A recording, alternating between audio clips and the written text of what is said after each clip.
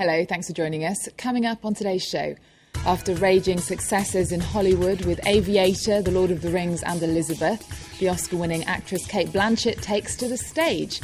I catch up with her in Paris. And a tribute to Maurice Béjart, one of the most influential and controversial European choreographers of the 20th century.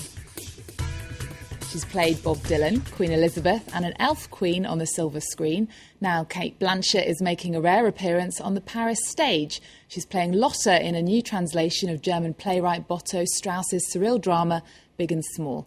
Earlier on, I went to meet the Oscar-winning actress and the play's groundbreaking director, Benedict Andrews.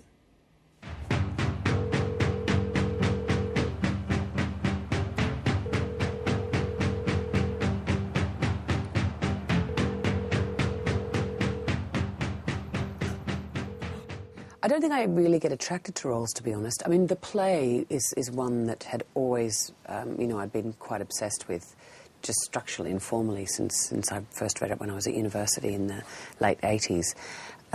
But it was more about reconnecting with Benedict as a director, because this is not a piece that just anyone could do. You have to be part of a bigger vision, and the ensemble is really extraordinary. It's a privilege to work with them. This Lotta, she's a really extraordinary creation of Boto Strauss, but you can only do this play if you have a great actress who can meet the role, because as you know from seeing it, the role is something of an enigma. We're very fascinated by her, but she's something of a blank, and we don't quite understand her, and yet she must be filled with a life force, and that is the meeting of actress and role, and that's what I find so particularly exciting about the production, is you're watching this woman losing touch with reality somehow, and yet remaining incredibly raw-hearted and very, very funny. And Kate, it's being described as a career triumph for you, which some people might find quite surprising given all your celebrated Hollywood roles. I wanted to ask you, who has your heart? Is it the theatre? Is it Hollywood? I don't know when people talk about Hollywood, I think they mean a state of mind. It was only very recently that I even made a film in Los Angeles. I think you can make films in America and in Europe and Australia that have a great integrity to them. And I think there's this constant, people are trying to make the stage and cinema as if they're two very different experiences for you as an actor. I mean, good work is good work. And that's what when I went to drama school, I was hoping to be involved and with. Very mixed reactions to the play. Like, some people loved it. When I was walking out, some people are quite bewildered and bemused. Some people quite alienated. Mm. It is quite uncomfortable to watch. What reaction do you want from the audience? I think like the character, the play is sort of on a precipice between a terrible sadness of this woman's radical isolation in the world, but also then the radical optimism and open heart that she has. And I find the production, she's dancing between both these things, between being a clown and a saint, and somehow perhaps a victim in terrible pain, but also a kind of a new hero finding her way through the world. Dear Paul, sunshine, baby, I hope these lines find you productive and well. I am now far away from you, but not in spirit. Those memories of our first years together at Saarbrücken will always stay with me as the most wonderful memories of my life. And it premiered in 1978 in West Berlin, a very different time to where we're in now. A country that no longer exists. Yes, first of all. Do you think, though, the theme of alienation is still very relevant today? I think we're blessed in this particular version of the British playwright Martin Krimper, in that he has, with a kind of scalpel precision, made a new play that speaks to a contemporary Europe or a contemporary First World somehow. So you feel the ghosts of this vanished country, West Germany, but it really is a play for now. What do you like about Cate as an actress, Benedict? She's a completely fearless actress, both in the rehearsal room and on stage, with a really incredible access to her emotions that she can share with the public. And for me as a director, it's a great gift because she's incredibly inventive, very, very playful, and we can simply go further together. And what did you learn from each other, from the experience? I don't know. I mean, people always say about, how do you start creating a role? It's absolutely in dialogue with the other actors and the director. And so it was a process of just throwing, I think both of us throwing everything at it, because it's a puzzle. It's not like doing, contemporary American drama where there's a narrative and a very easily accessible and edible set of experiences. You really do have to unlock the possibilities, and it's a bit like a Rubik's Cube. And so I think we both had to sort of be quite open-hearted and open-spirited about trying to learn what the language of the production would be on the floor.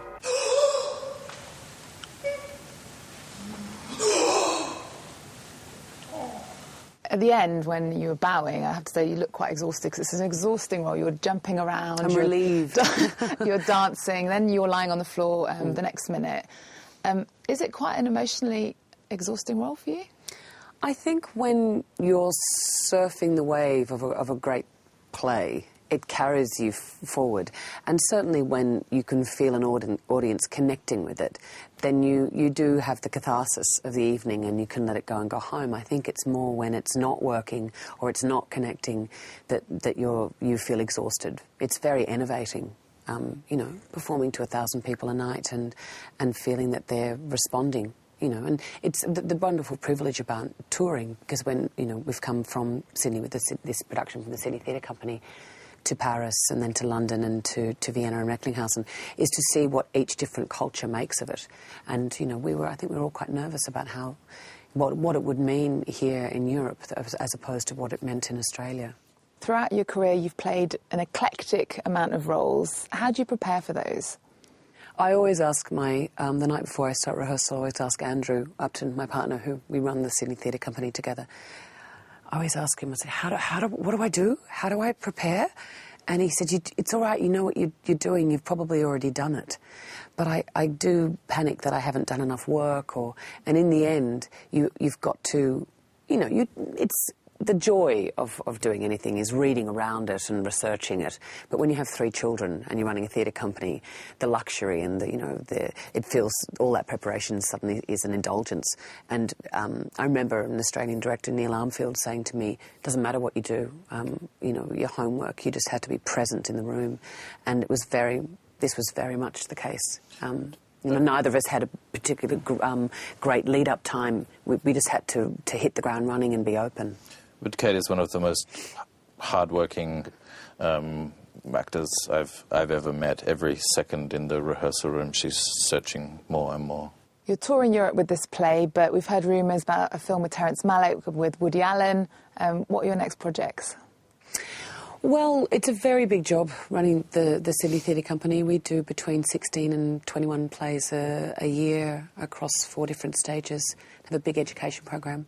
And as I said, we've got 3 children as well. So the idea of fitting in films has been it hasn't been possible.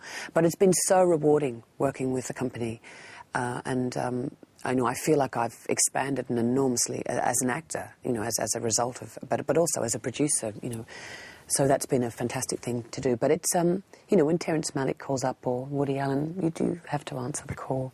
So hopefully we can squeeze those in sometime. I don't even want to think about it, it just makes me panic. OK, just very quickly, because we're running out of time, but you've played huge roles, Queen Elizabeth, Bob Dylan, Blanche. I was wondering is there a dream role that you are waiting for? No, really, I don't approach things. Although, if anyone was doing Charlie Brown, You're a Good Man, Charlie Brown, the musical, I'd love to play Lucy. I know all the songs. Brilliant, thank you. Thank you.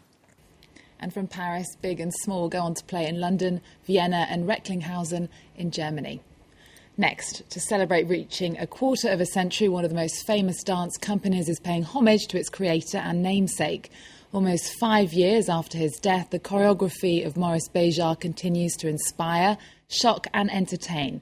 His ballet troupe is in Paris as it tours the world, sharing his legacy. To Ravel's hypnotic score, a dancer sways alone above 40 others as they sensually prostrate themselves before her. First choreographed in 1961, Maurice Béjart's Bolero is also one amongst many. The Frenchman was a prolific artist. Sex, drama, a merging of the contemporary with the classical.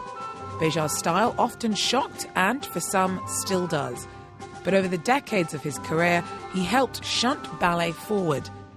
80 when he passed away just 5 years ago, his legacy is still exciting audiences and inspiring the company to which he gave his name. Béjart was hugely generous in the way that he handled the choreography and dealt with the dancers. And we still feel it today when we perform these ballets. He helps dancers to develop and liberate themselves, even if he's not here anymore.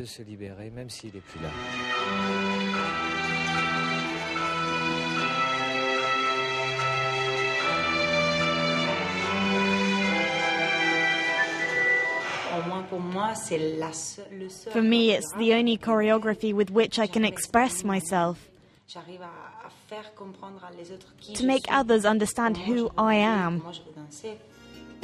Béjart rejected conventions that dictated that the ballerina was the queen of the dance, and his reimaginings of traditional ballets often placed men in roles that had previously been out of reach. He also drew inspiration from Asian and African dance traditions, even founding a school in Senegal, the birthplace of his great-grandmother. Béjart's intuitive style both enraptured and enraged critics. The man hailed by France as the greatest choreographer of our time took scorn in his stride, once saying that people need reactions as progress only comes with jostling. In the spirit of its namesake, the Béjart Ballet Lausanne is still provoking audiences' passions. That brings us to the end of the show. We're going to leave you with music from the French band Caravan Palace. Remember, you can follow us on Facebook. You can follow me on Twitter @EvelynInParis. Thanks for your company. I'll see you next time.